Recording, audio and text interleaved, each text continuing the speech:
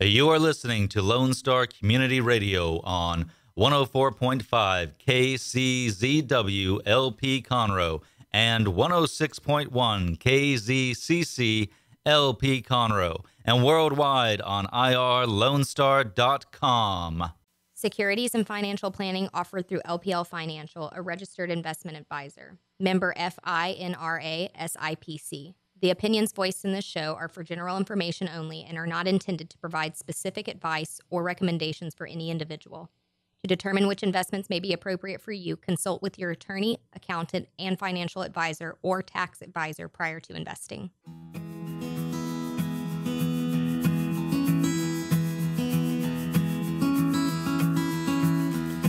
Good morning. Welcome to Planning for Win, Financial Guidance in Life. I'm Kevin Pinkley. And as always, if you'd like to reach out to us in the future at Wealth Management Group, you could contact us at 832-375-0900. That's 832-375-0900. Today's topic is what is a trust and why a trust? And for today's purposes, what we're going to be talking about, what is a trust and what's the benefits of a trust, is it's a document to transfer assets to someone that you care deeply about or an institution or organization that you care deeply about. And, you know, sometimes when people hear the term trust, a financial trust, that they have this misconception that it's complicated or involved and there's a lot of moving pieces. And I guess you could create one of that nature, but it's not necessarily, and in most cases, it's not what people need. Now, there's other types of trust when someone settles an estate and their house is in there and their vehicle perhaps and property, but we're talking about an asset, and an asset can be a financial items on a financial statement. It can be commercial property. It can be real estate. But it conveys that ownership to someone at a future date. And the interesting thing about a trust is that you decide when it's created, how it works, and when it comes into place. Sometimes people will introduce a trust while they're still around, and they want to see a person or persons or an institution that they care about benefit during their lifetime. I think what we find more common when we talk to people is that when we pass on, that these assets are conveyed to someone that we care deeply about or an organization that we care deeply about. And so the short answer is, in most cases, nothing happens until we're no longer here. The good thing is that you have plenty of time to put thought into it of what is the trust there for, what's the main purpose of it, and when it comes into place. Now, usually you reach out to people to help them put together the trust, and we certainly could do that through our affiliations with our trust department, but the content of it, and again, I can't emphasize this enough, what it's intended for and how it works is up to you. So it's very flexible, and so we'll use a scenario of we have family that we want to leave our assets to, and we're going to convey that to them when we're no longer here. And a lot of times people will have a situation where they just want to leave something outright to them when they pass on, and it's in a will, or maybe they're the beneficiary if it's an investment account. But what tends to happen is when we're no longer here, it then creates a bunch of variables that we no longer have control about. And the good thing about creating a trust and using it to pass on assets is we still are able to, even when we're gone, to pass on assets that we have control over and that we are giving direction on how it should be used. it doesn't put in roadblocks or complications when it's done right, what tends to happen is the way you have managed your life and business in the past, you can still have that conveyed when you're no longer here, and it gives the person or organization that you choose to leave it to some guidance. And so, once someone sits down with someone like ourselves in the trust departments that we work with, a document is produced. It has your wishes and goals in there. And in this situation, if it's to be left when you're no longer here, once that document's created, then nothing happens. It sits in a drawer, in a file, with your attorney, copies of it. So nothing happens, and there's no ongoing cost associated with it. So it's a document that was created that at some point in the future, hopefully many years from now when we're no longer here, then it conveys the assets that we worked very hard to accumulate, and then it conveys them to the people that we care a lot about. A lot of times we hear misconceptions of it's a complicated living document and there's updates, and I guess you could create that, but we're just talking about to transfer the assets and convey them to someone or an organization that we care a lot about. One of the things that we hear is sometimes people will say, well, you know what, that's something I want to do. It makes sense, but we're going to do it later. And later, sometimes in a lot of people's cases is, I'll do it when I'm 85, I'll do it when I'm 90, and because we don't need to do that yet. We don't need to create that document. Well, in some cases, and I think it's rare, that works out, that maybe you know something we don't, and you know the date that you'll no longer be here. But what tends to happen is as people age, then we tend to put more and more things aside, and the trust that we thought we were going to create, we never do.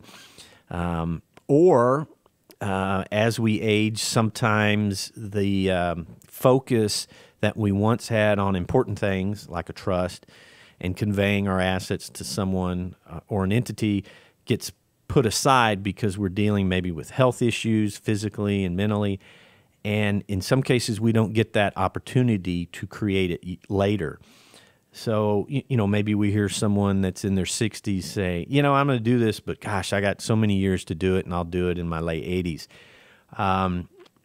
Sometimes we don't get that opportunity, and I think it's a rare case that we have that opportunity to put it together much, much later. And in some cases, maybe we're not as clear thinking much, much later as we would be today.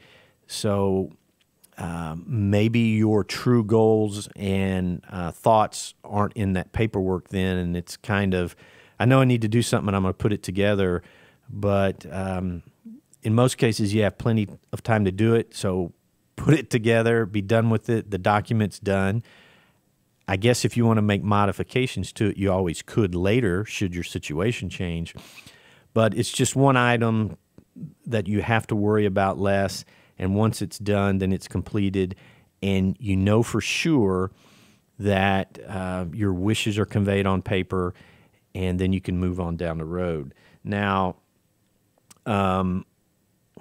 what tends to happen is that well, let me back up a little bit and talk about I'm going to wait for later. That's not an ideal time to do it when you know your days are numbered. So it needs to be done earlier, and you have much more benefits of when you can look at all the considerations and talk to the right people to put your wishes together on paper. I just don't think it should be delayed. I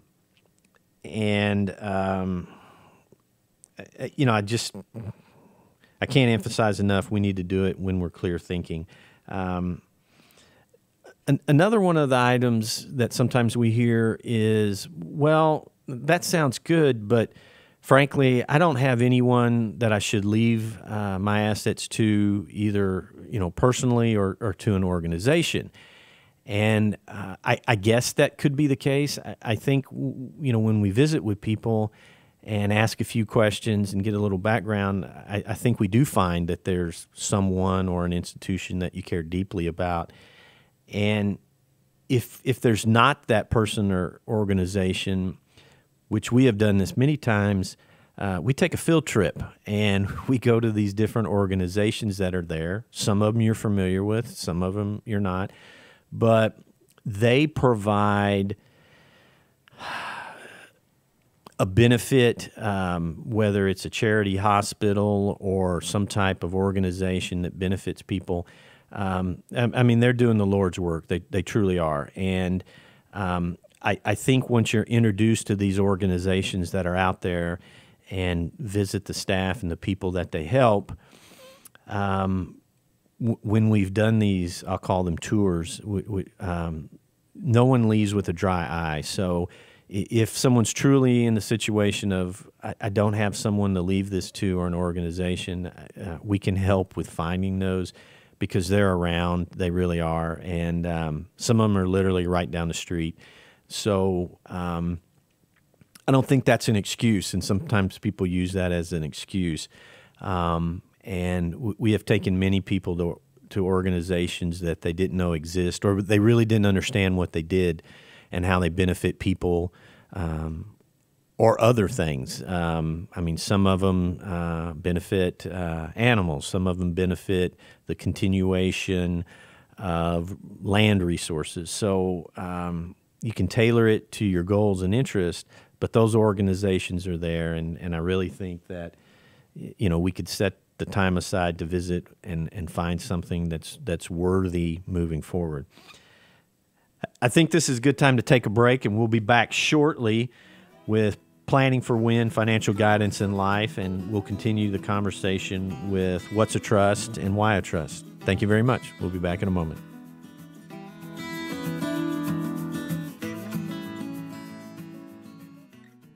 Securities and financial planning offered through LPL Financial, a registered investment advisor. Member FINRA SIPC. The opinions voiced in this show are for general information only and are not intended to provide specific advice or recommendations for any individual. To determine which investments may be appropriate for you, consult with your attorney, accountant, and financial advisor or tax advisor prior to investing. Don't miss Lone Star Community Radio on TV and YouTube. Our talk show and music shows are featured on Our City TV, Suddenlink Channel 12, and have their own YouTube channel. Make sure to subscribe to keep up with posted shows and comment on them below the video. The Texas A&M AgriLife Extension Service has been dedicated to educating Texans for over a century. In 1915, the Extension Program was established under the federal Smith-Lever Act to deliver university knowledge and agricultural research findings directly to the people. Ever since, AgriLife Extension programs have addressed the emerging issues of the day, serving diverse populations across the state. Texans turn to Extension for solutions in horticulture, agriculture, 4-H and youth, and family and consumer sciences. Extension agents respond not only with answers, but also with resources and services that result in significant returns on investment to boost the economy. Join us Fridays at 1 o'clock for the AgriLife Extension Hour.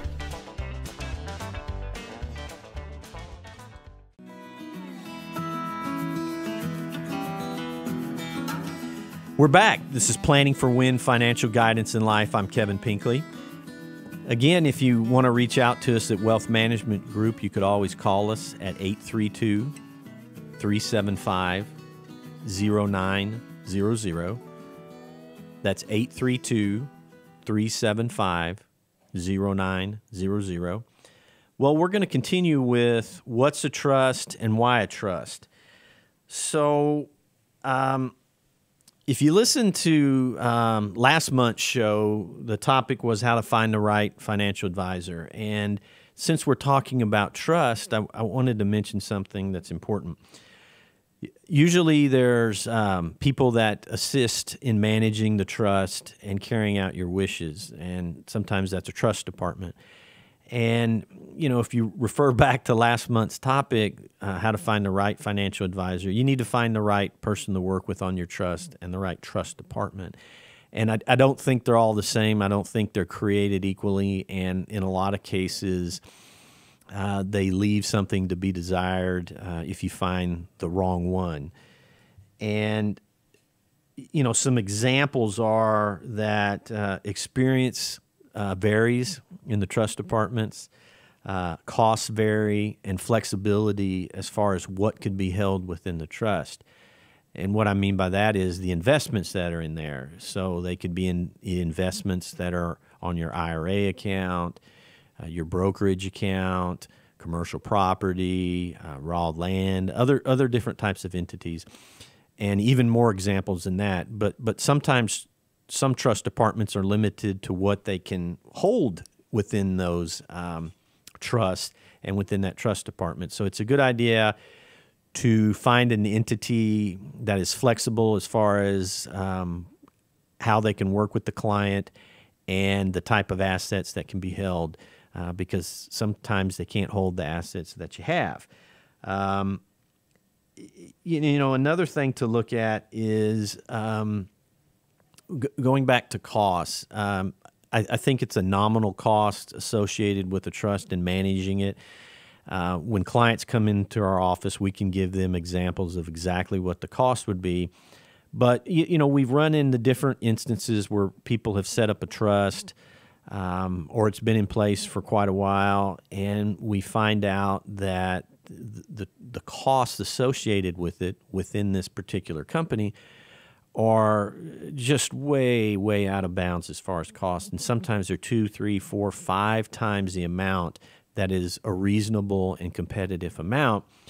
And the problem is that I don't know if the person that set it up really had a meeting with someone to explain the different possibilities are there,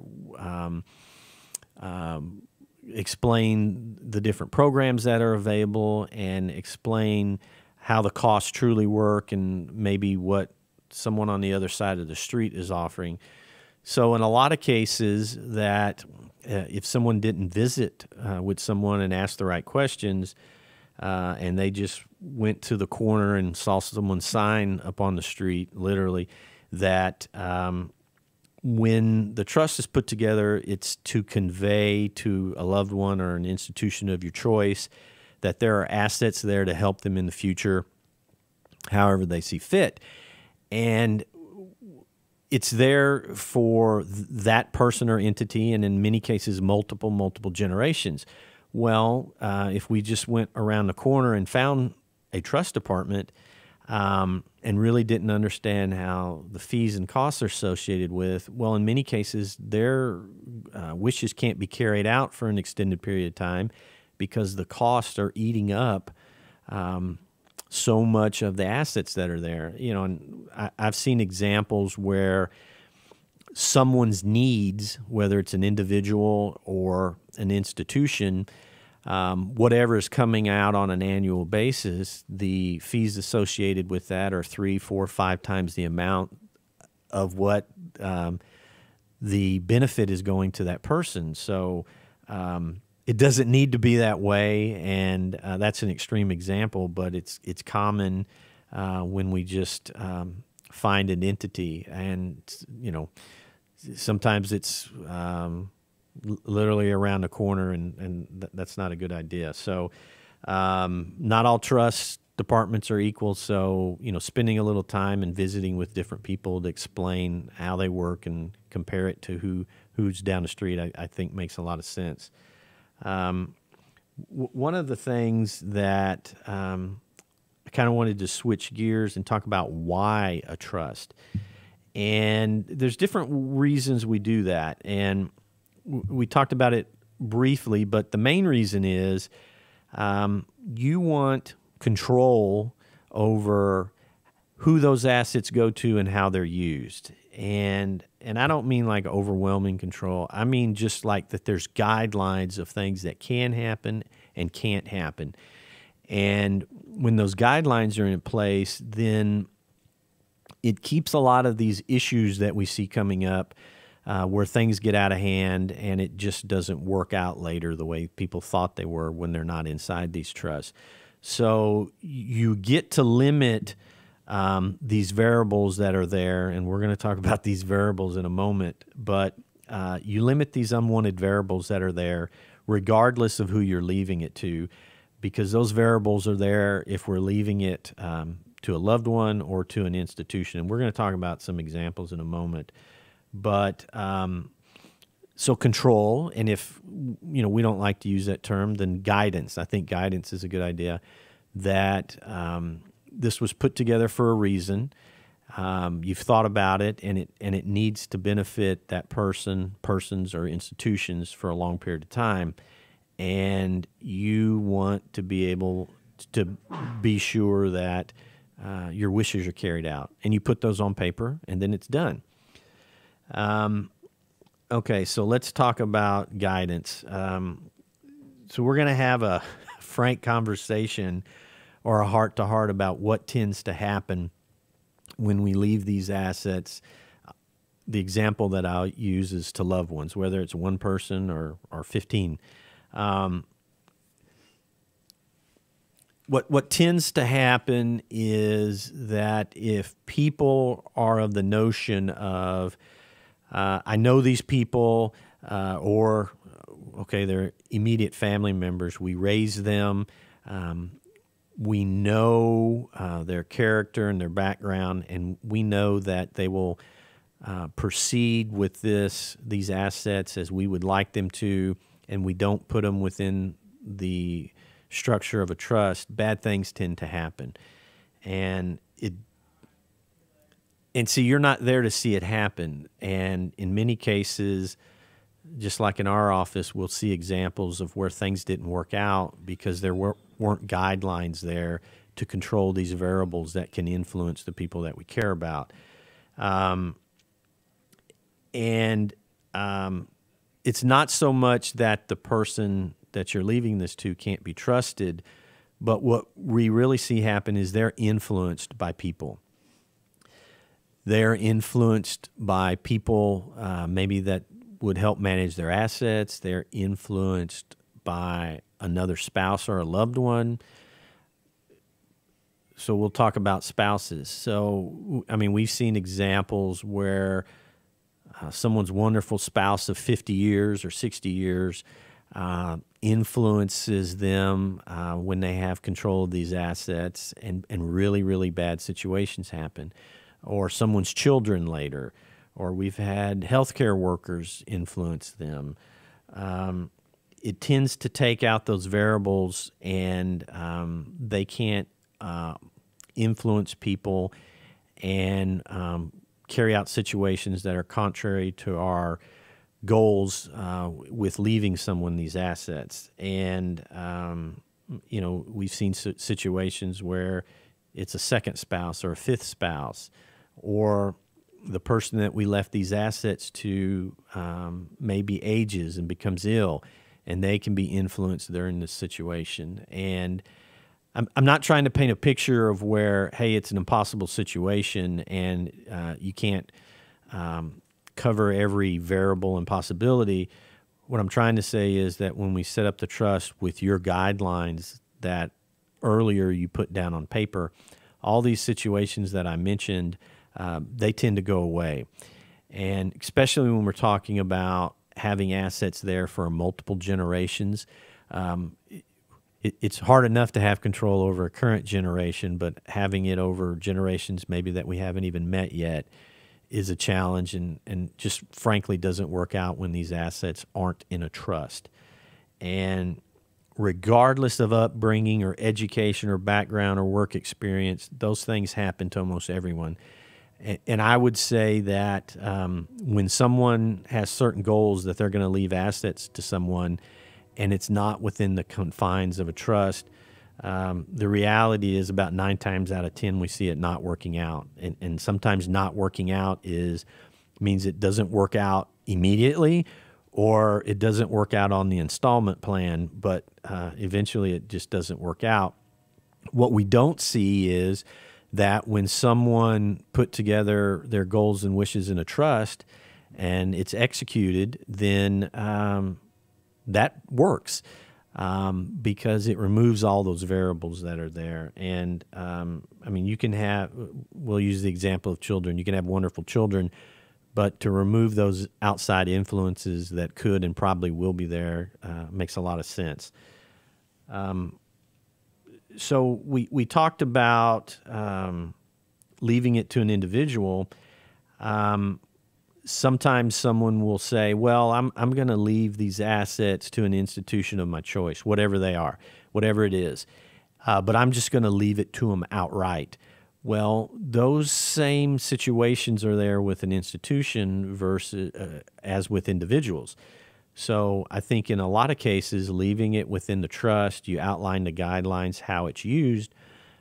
Well, then we don't have the entities influencing our decisions later versus just giving them money outright. Sometimes the institution changes, the personnel changes. We've seen examples where, so here's a good example. Someone sets up a trust. They do it many decades before they're still here, and part of the trust is leaving assets to an institution of their choice. And now 10 years, 30 years later, they're like, my goodness, the institution has changed so much. I'm going to update my trust and maybe remove them from them. Well, if you're just conveying money to them outright, whether you're here or not, then you don't get to make those changes and updates if you see fit. So I think it works for individuals as well as institutions. The other thing is, if we're wanting to leave it to an institution, our suggestion is you always meet with those institutions, regardless of how familiar you are with them. Sit down with them, explain to them that you are going to leave assets to them. Possibly it would be within the confines of a trust. Sometimes those meetings go very well, and sometimes they don't. And sometimes you find out that this organization that you've been familiar with is not very friendly working with assets afterwards. So that's something to consider too. So just like you know the background of the individuals you're leaving your assets to, you need to be familiar with those organizations. And I'll give the example, colleges or universities. Someone attended a university 50 years ago or even 10 years ago, and they're very familiar with it, but yet, you know, they really haven't been on campus for the last 5 years or 10 years, and they haven't talked to the key people there.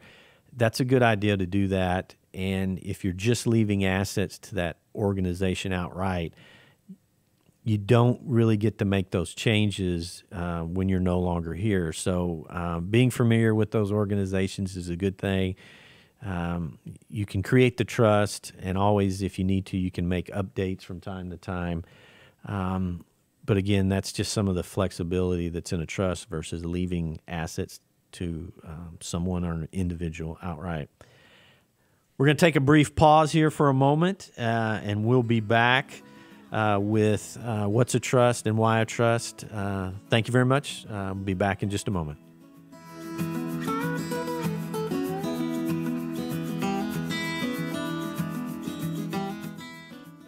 Securities and financial planning offered through LPL Financial, a registered investment advisor. Member FINRA SIPC. The opinions voiced in this show are for general information only and are not intended to provide specific advice or recommendations for any individual.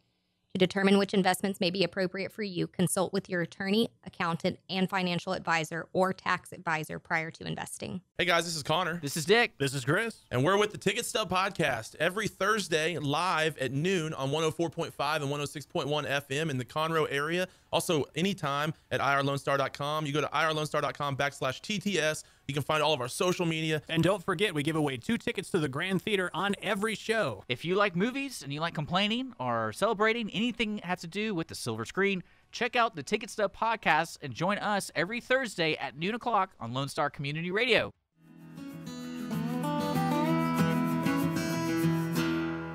We're back. This is Planning for Win Financial Guidance in Life. I'm Kevin Pinkley.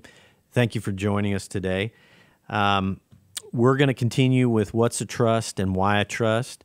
And if you'd like to at some date, you can always contact us at Wealth Management Group at 832-375-0900. That's 832-375-0900.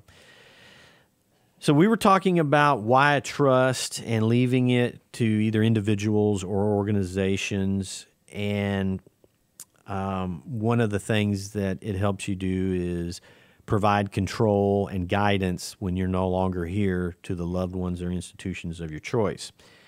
And I'll add the word strings. So it adds strings that you continue to get you get to continue to make some good decisions. And let's go back to individuals that we could be leaving this to. I don't care what the background is. When you think of the most successful, well-rounded, clear-thinking person that you have or that you're familiar with, and it may be a good idea to leave someone these assets outside of a trust, I can assure you we've seen that person either in my office or in another setting where these assets weren't conveyed to them in a trust, and it's a very bad situation because these outside influences that are there tend to happen. I heard someone say one time, inheritance is not a transfer of wisdom, and I thought that was a pretty good line. And we're not trying to downgrade somebody, but sometimes their situation changes over time, and it's there, the trust is there to convey your wishes, but it's always also there to protect the person that you're leaving it to.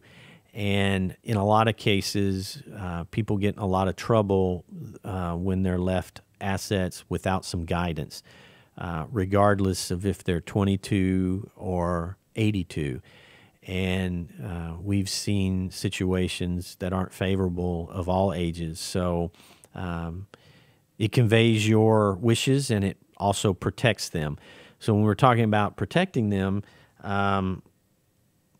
without going into the legal explanation, that when the trust is set up and set up correctly, those assets are left to the person or organization that you choose to leave it to. And those assets, when they're done correctly, they're sheltered from creditors, meaning they're not, when it's handled correctly, they're not accessible during a divorce, a bankruptcy, there was an accident and someone's being sued, a business partner. So it protects those assets and that person or institution that you left it to. So there's lots of benefits of having the trust there. And as I said, once it's created, then it's just done and you don't have to worry about it. I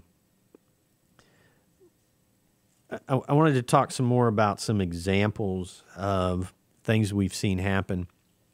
So, and I want to emphasize that the trust is the tool to keep these situations from happening. And when it's in place, we don't see these situations. Going back to people being taken advantage of as we age, sometimes people want to have influence over us, and sometimes it's not always beneficial to us. So it can be other family members. It can be people that we're associated with in business. I mean, I've seen where it's complete strangers that someone met in a coffee shop. So we've seen highly accomplished people that at some point are making decisions that they wouldn't have made in the past, and we don't see these situations where someone sets up a trust. Examples of situations that we've seen where trusts really work, and I'm not talking about leaving assets to someone so that they can live the life of Riley. And for the younger listeners, what I'm saying is, you know, these assets aren't being left to someone so they can sit on a beach with an umbrella and a drink and spend lots of money. They're there to take care of that person or institutions when things happen. And what I mean by when things happen is, I mean life. So we've seen many cases where a trust was set up for someone, for an individual that they care deeply about. And at age 62, they find out they have brain cancer. And they have health insurance, they have Medicare, but the type of surgery, life-saving surgery that they need is not covered or completely covered with their insurance. And they have to go to a world-class institution and have an operation and hopefully save their life. And in the case that I'm talking about, a trust was set up. It was in place for many years. Their parents had passed away. The assets weren't used because, frankly, they were being saved for a rainy day in another generation. This client got the unfortunate news that there was brain cancer, and they had to have an operation very shortly or they weren't going to be here. And that is the situation where the person that created the trust really intended to use those funds. They were there to take care of somebody. And in this situation, it was a successful surgery. And now, decades later, that person is still around, still healthy, still able to enjoy their children, grandchildren, and pretty soon great-grandchildren. And that is really what it is set up for, the trust. And if it wasn't conveyed to them in that way, I don't know if it would have been there. And I don't know if they would be able to use it to frankly save their life and to be able to experience life in these future generations. So, you know, this client said, you know, that's really what mom and dad set it up for. And it's unfortunate that I had this situation, but that's what it was really used for. We've had situations where trusts are set up and someone's children need help. Maybe when they're young, they're not, I don't know the medical terms, but maybe they aren't developing along like we would expect them to, and they need help to walk and talk.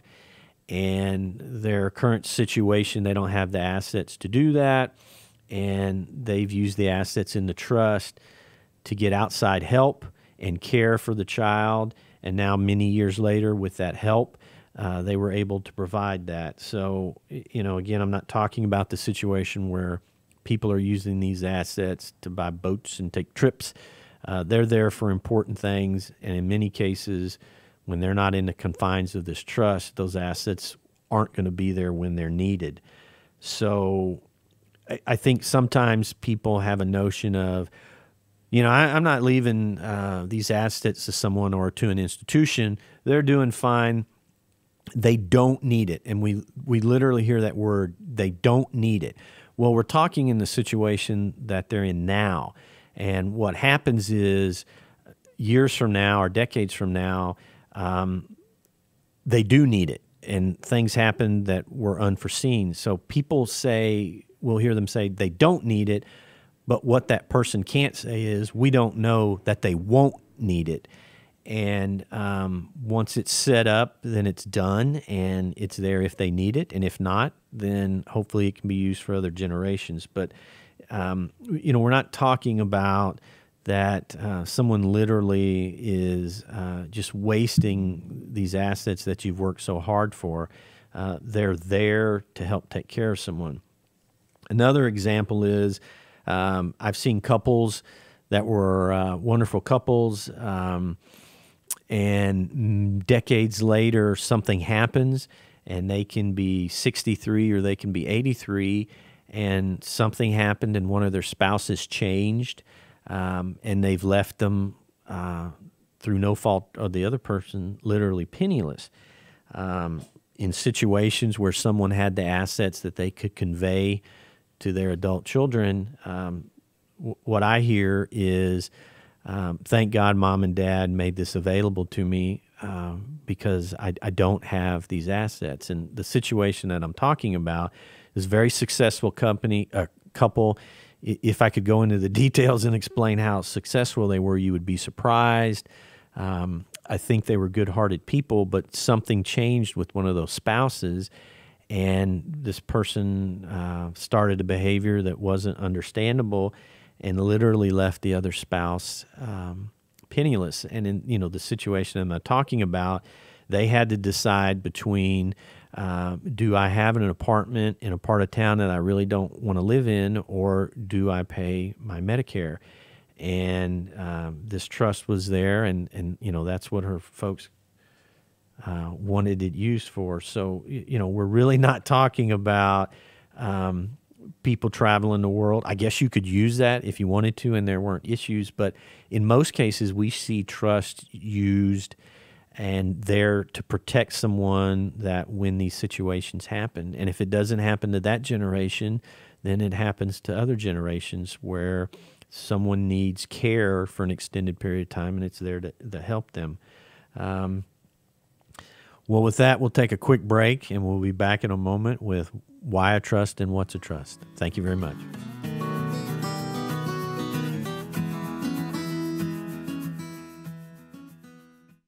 Securities and financial planning offered through LPL Financial, a registered investment advisor. Member FINRA SIPC. The opinions voiced in this show are for general information only and are not intended to provide specific advice or recommendations for any individual.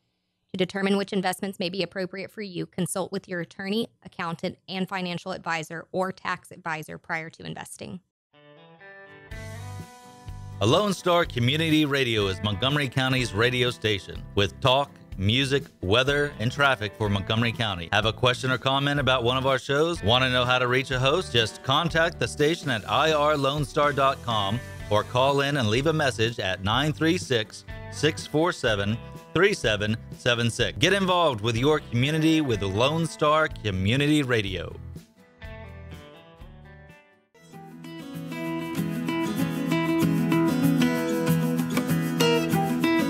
We're back. This is Planning for Win Financial Guidance in Life. I'm Kevin Pinkley. We're going to continue with What's a Trust and Why a Trust.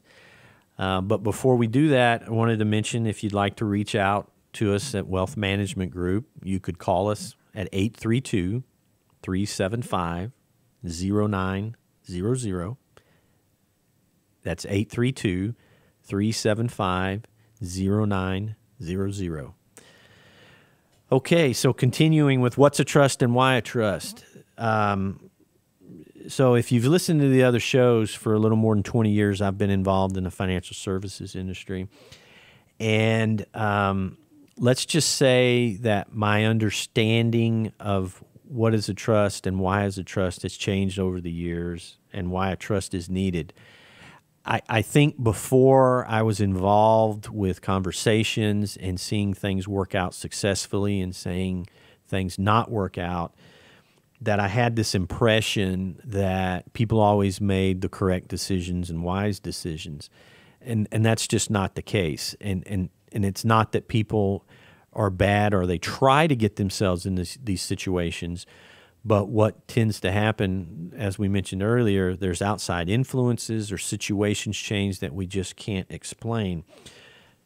The example I like to use, it's kind of like, hey, everybody's healthy and in good shape, but we're not in the doctor's office when someone says, hey, the doc says you need to work on this, you need to cut out this. So it's a different conversation.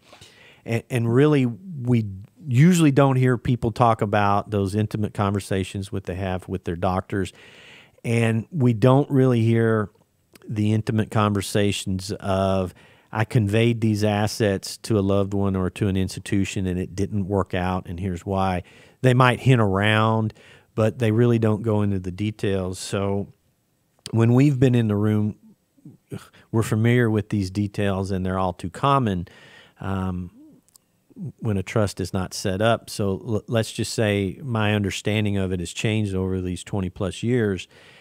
And I'll use an example that we have children, and we think they're bright and they're smart, and they have great character, and they will continue to be helpful people to their spouse when they have a spouse in the future, and they're loving children, and they'll carry on with assets that we leave to them at a much later date, and they'll continue to do the right thing.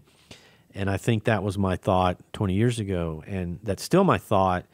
But when I've seen these outside influences and variables that are there, that sometimes they have no control over, frankly, that just creating this document takes care of all those issues, and it's there, again, to convey your wishes, have a little control, but it's there to protect them as well. And so that's what we have in place for our children moving forward. Again, not so they can have the life of Riley, but that it can be there when needed, as needed. And we don't have to worry about these outside influences that are there. And there'll probably be more unforeseen outside influences in the future that we're just not aware of. I wanted to go back to institutions for a moment. So, well, institutions or individuals, people want to leave assets to people. And then sometimes people will go, you know what, I'm just going to create my own trust, or I'm not going to work with a trust department or an advisor, and I'll have a trust or something like a trust, and then I know someone that I really trust, and I'll let them take care of it, or a group of people. And we've seen that situation over the years. In that situation, you can have someone that's there that you trust, and maybe they deserve that trust. But in that situation, there's not checks and balances. And what tends to happen after we ask a few questions, when someone's considering that, they realize there really are no checks and balances, like in a reputable trust company and an advisor that you're working with. So you came up with a situation that you thought was going to benefit you and either the people or institution that you choose to leave these assets to, but you may have really created more of a problem. So these checks and balances aren't there, which they are in a trust department, because there's a term that I'll use. They have a fiduciary responsibility. And there's laws behind that and checks and balances versus there's someone that I trust, and I'm going to have them oversee this process. I don't really think that works out. And the other things that tends to happen is that person has an expiration date, so eventually they're not going to be here. So if this is to help for someone or an institution for a very long period of time or for multiple generations, the trust department is still going to be there. That organization is still going to be there, and they can work with multiple generations if need to, versus, you know, my uncle's a really good guy, or my business person's a really good guy, or my sister is going to help. Those situations are rare, and they almost never happen. And the sad thing is that when they don't work out, you don't know they don't work out. So you left this world thinking everything was in order, and then really sad things happen. And then sometimes, if these assets are conveyed when you're still here, well, then you do see that they don't work out, and that's equally a bad situation. Briefly, I wanted to say, here's what it looks like when things are done correctly. So you walk into someone's office. It could be us at Wealth Management Group or someone else. You explain, here's our need, here's our goals, and that person with the trust department comes up with an outline and a guidelines of how that would work, answers your questions, and then it's put in place. Yes, the talk about finances are important, and the paperwork is important, but what's really important is what goes into that paper. And, you know, your wishes can go into that document, and it can be as flexible or as involved as you see, or the opposite. So it really is your wishes on a piece of paper, and sometimes those documents are very brief, and sometimes they're long-winded and take numerous pages. But I just wanted to convey that the situations that I've mentioned, and probably some that you've seen in your life where things don't work out, in most cases they are resolved with the correct trust and working with the correct person and trust department. And then you just check that box and move on down the road, and you don't have to worry about it ever again. And it's just something that's done and it's filed, and you don't have to worry about it. And you can rest assured that if something were to happen unexpectedly to you, that it's taken care of and you're in good hands. And then the case that probably is what's going to happen is you are around for many, many years and decades, and then at a much later date, these assets are conveyed. So the trust resolves most of that situation. And, today's conversation is too brief to talk about the different types of trusts that are there, but I'm just using the term trust as a way to transfer assets, and there's different types of trust. And then when people come in our office, we help explain that situation and tailor the trust to their needs. So it's not that complicated. It's not that involved. You just need to find the right person again. Wanted to thank you for joining us today at Planning for Win Financial Guidance in Life. And if you'd like to reach out to us at Wealth Management Group, you can. The easiest way is you could call us at 832-375-0900, or you could go online. Our website is mywealthmanagementgroup.com, or just give us a call and we'll set up a meeting, 832-375-0900. Wanted to thank you for your time today and listening, and we'll be back next month, the last Tuesday of the month at 1 p.m., and you can always go online to Lone Star Community Radio and see us there.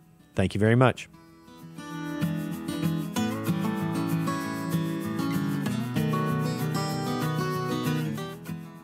Securities and financial planning offered through LPL Financial, a registered investment advisor. Member FINRA SIPC. The opinions voiced in this show are for general information only and are not intended to provide specific advice or recommendations for any individual. To determine which investments may be appropriate for you, consult with your attorney, accountant, and financial advisor or tax advisor prior to investing.